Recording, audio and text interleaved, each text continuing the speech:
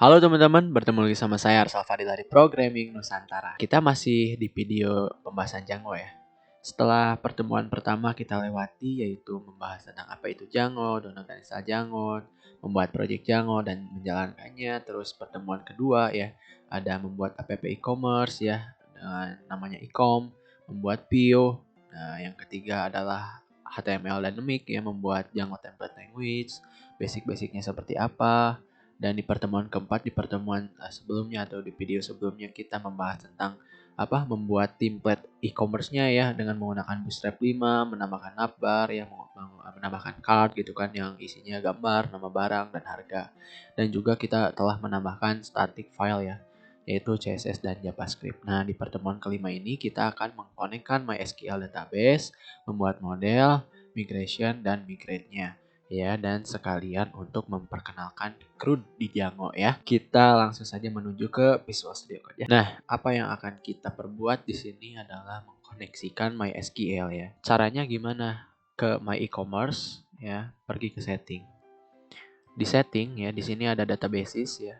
Kalau kalian tinggal scroll ya, nanti dapat database-nya, defaultnya itu adalah menggunakan SQLite 3. Nah, di sini kita tidak menggunakan SQLite 3, melainkan dengan MySQL ya.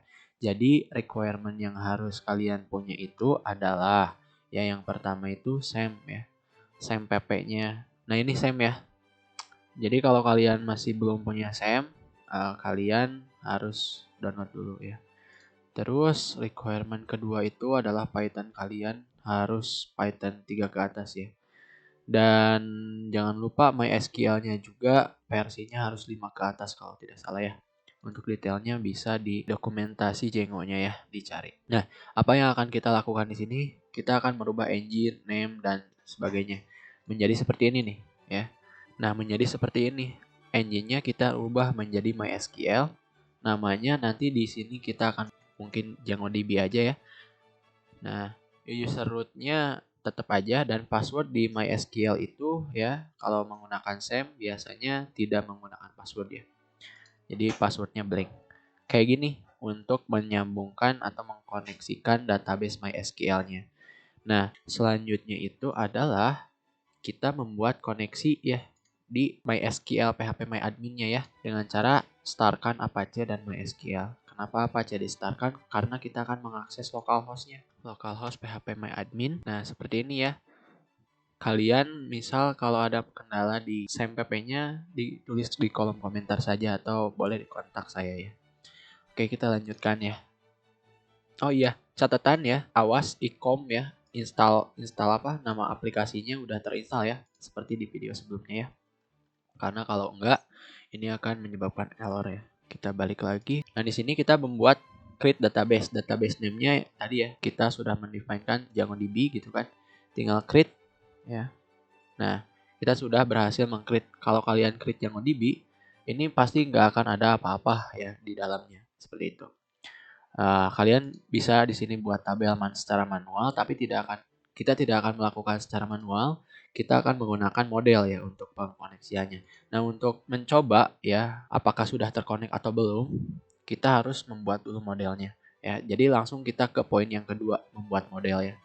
Karena 1 dan 2 itu berhubungan ya satu sama lainnya. Oke, kita membuat model di mana? Kita membuat model di models ini ya. Oke, di model ini ya kita akan menuliskan nama tabelnya ini ya. Nama tabelnya apa? Misal user. Nah, nanti di database-nya itu akan menjadi ecom ya underscore user itu teh. Tapi di sini kita tulisannya user aja ya. Models.model. Oke. Dan ketikan ID ya. Kalau kalian mau buat ID user gitu kan. Saya nggak mau buat user ya. Saya mau buat dulu produk ya. Produk ya. Model. Nah, produk ID, kita butuh produk ID untuk membedakannya. Satu produk dengan produk yang lain. Mungkin kalian agak kebingungan ya untuk menentukan kayak gininya karena ini sebenarnya pembelajarannya database ya.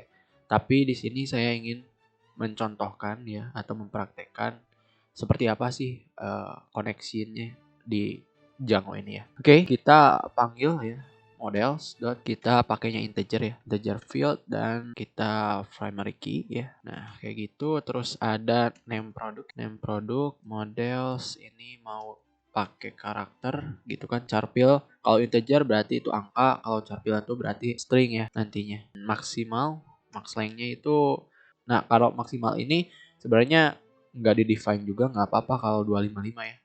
Nah, itu otomatisnya defaultnya itu adalah 255 kalau tidak salah. Oke, selanjutnya itu adalah harga ya. Harga kita atau price lah, biar enak ya. Price integer ya, sama integer juga. Nah, ini biarkan ya. Kalau udah kayak gini, catatan ya. Kalau udah buat model tadi, udah setting, sekarang kalian untuk bisa koneksi antara Python dan atau Django ini dan MySQL, kalian harus menginstal pip install MySQL client. Oh, ini terlalu kecil mungkin ya, saya perbesar. Nah, kayak gini ya. Pip install MySQL client, enter aja. Nanti ini akan mendownload, dan di sini saya sebenarnya udah di-download ya. Jadi requirement already satisfied. Jadi sudah ada gitu. Nah, kalau sudah ada kayak gitu ya, kita tinggal bilang Python ya, manage.py ya. Terus ngapain? Make migrations ya. Enter. Ini kita butuh ya, tetap kita butuh max length-nya. Berarti bukan ya, defaultnya bukan, nggak bisa ya. Oke, jadi kita sudah membuat model tadi ya, udah membuat migration-nya. Sebenarnya masuk ke sini ya tuh, 001 migration. Nah, dengan kita hanya membuat model, kita bisa membuat migration ini. Nah, sekarang kita mau migrate ya. Migrate itu apa? Migrate itu untuk migrasikan tabel yang sudah kita define di sini ke dalam MySQL ya. Seperti apa? Ketikkan aja migrate Python manage.py migrator. Lihat, berarti kalau kayak gini koneksi antara Django kalian dengan MySQL sudah aman ya, koneksinya sudah sambung ya, sudah connected lah. Nah, otomatis karena setiap kali kita menggunakan migration ya, yang akan di migration itu adalah tabel admin, tabel out, tabel content types ya. Ini bukan tabel sih sebenarnya, app ya, sorry. App admin, app out, app content types, app ecom yang kita buat, dan app sessions ya. Oke, kayak gitu. Nah, kalau udah kayak gitu, kita clear screen aja biar enak ya. Kita run server ya, manage.py run server dulu. Oke, aman ya, kita bisa run dulu. Nah, ini adalah website yang kemarin kita telah buat ya. Dan kita mau lihat bahwa di DjangoDB-nya telah dibuatkan tabel. Nah, lihat kan? Kita tidak meng-create tabel secara manual, cuman dengan cara tadi migration tadi otomatis di sini punya gitu ya.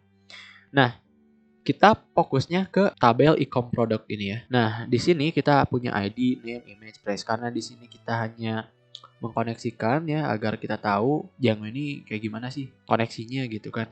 Sebenarnya untuk koneksi sudah ya. Sekarang kita akan masuk ke poin yang ketiga, yaitu introduction ke CRUD. Nah, bagaimana sih CRUD ini? Sebenarnya CRUD itu kan adalah create, read, update, delete gitu kan. Itu singkatan CRUD itu. Nah, sekarang di sini saya nggak akan banyak membahas CRUD-nya, cuman kita akan mencoba memastikan gitu MySQL kita udah tersambung secara benar atau tidak ya, dengan cara kita menginsertkan secara manual ya. Di sini ya, di insert kita masukin value-nya 1 ya.